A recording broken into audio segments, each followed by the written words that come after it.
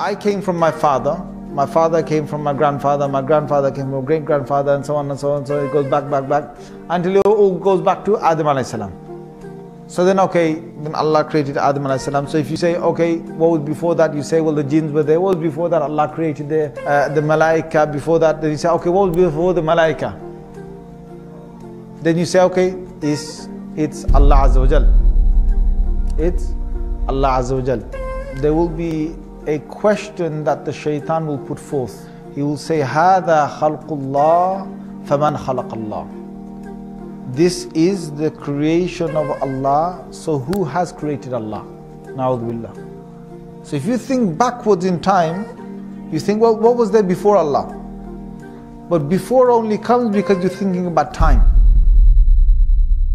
يا أيها الناس اذكروا نعمة الله عليكم هل من خالق غير الله يرزقكم من السماء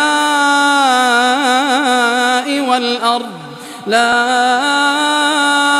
إله إلا هو فأنى تؤفكون.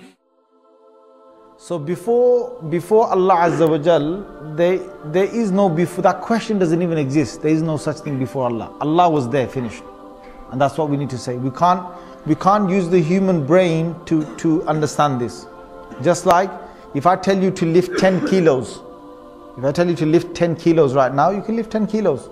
If I tell even a super strong person, you lift with one arm 1,000 kg. Can you do it? No. If I tell him to do 10,000 kg, can you do it? No.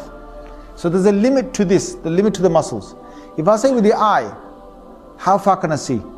Some people can see 1 mile of a distance, some people 3-4 miles of a distance on a clear day.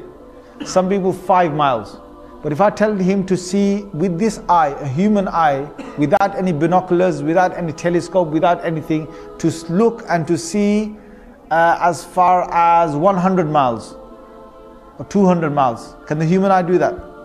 No. So the human eye is limited. The human muscles are limited. The ears. Even if there's a massive explosion on halfway across the world or quarter way across the world, I can't hear that. The human ear can't pick that up. So we're limited. We're limited with hearing, with sight, with touching, with lifting, with walking, with energies. So we're limited with the brain. We're limited with the brain. There's so much a human can think. It's limited. So, would me and you be able to know about the unseen world, about Allah without any prophet? Yes or no? Yes or no? We can't. It's only through the prophets. So whatever the prophets now tell us about Allah, we have to trust it. The human can't bring now new arguments about Allah from himself. It won't work. Because the whole concept of Allah is not a man-made thing. Allah has sent prophets to the earth to talk about God.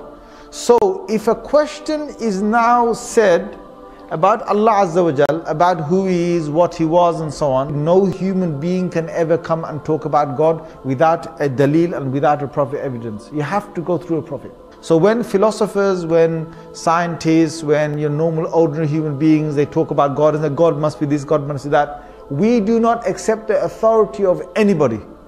We accept only the authority of the Anbiya, of the prophets, because they were told about God, from God, they were told who God is. So you have to go through them to find out who God is. Anyone else you will take, even if your own brain, you try and understand Allah, then you will fail.